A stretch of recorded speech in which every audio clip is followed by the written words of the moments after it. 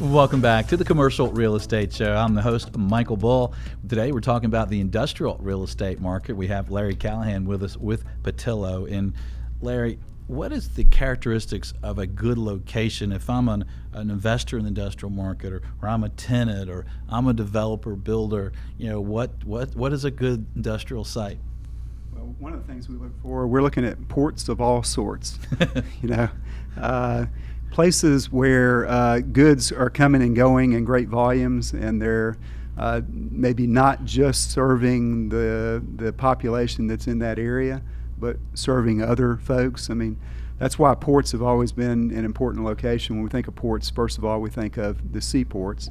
And the reason those have always been important to commerce is because still the most efficient and inexpensive way to move large volumes of goods long distances is by boat. Yeah, I've told my wife I need a new boat because of that. I'm going to give her that reason. Exactly. Whatever reason you have to come up with, to get the new boat. That's right. That's what you got to do. But so the ports have increased in activity as the world has become more international, and as the rest of the world has risen and doing more and more commerce with the United States.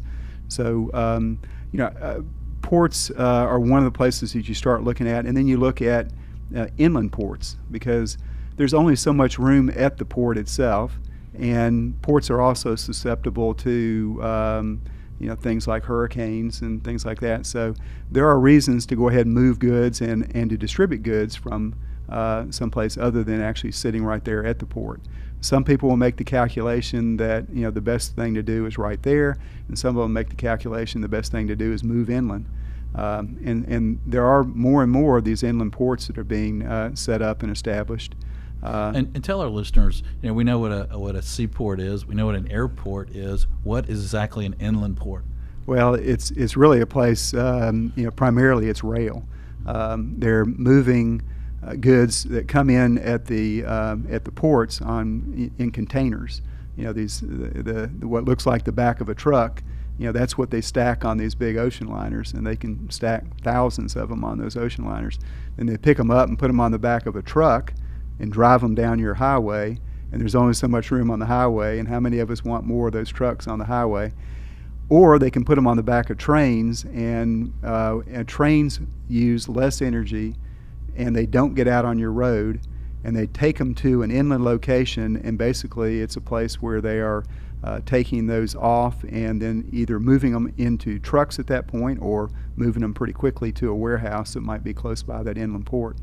And how are logistics changing today because of the quick delivery that all as consumers now, we want everything now? So Right. What's that doing to industrial market and logistics?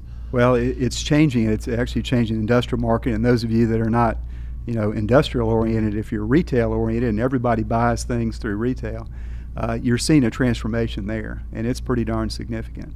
So everybody wants things quickly, and the way you used to get something quickly was you got in your car and you drove down to the store and you bought it. Now think about it, at 10 o'clock at night, if you want something, you go sit down at your computer for a few minutes and click a couple of times, and you'd really like for it to be there right now. It'd be pretty good if it arrived the next day.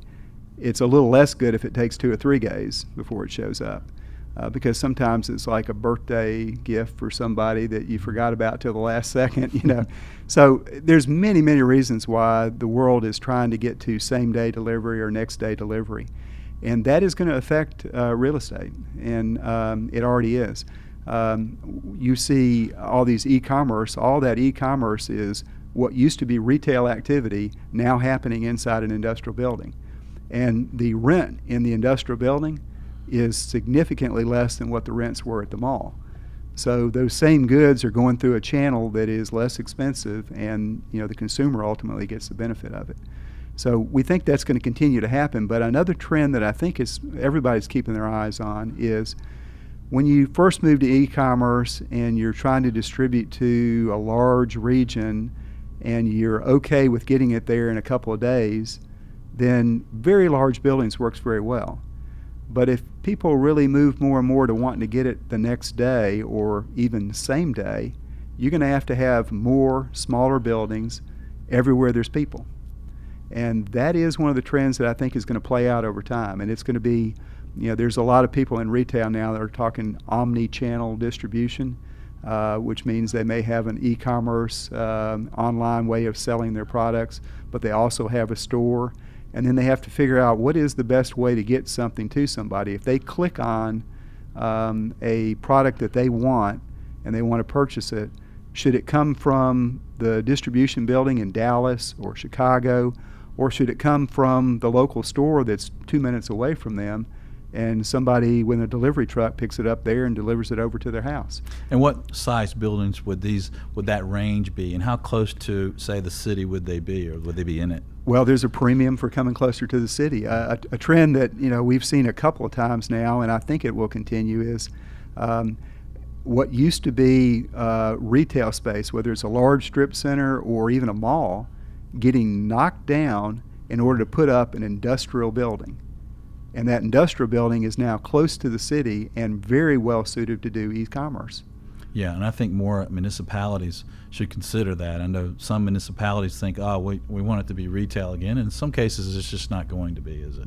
Right. And that's a good alternative. So it is retail, it's just in an industrial box. Right, it's exactly right. And are those buildings really sophisticated with all the smaller products going out all the time? Yeah, I wish everybody could have the opportunity to go inside of one. Mm-hmm. I've seen some of these things on television where they'll show you what the inside of a Walmart's like or something. Mm-hmm. But you go in these e-commerce buildings and it is a beehive of activity, and it's automated. That's great.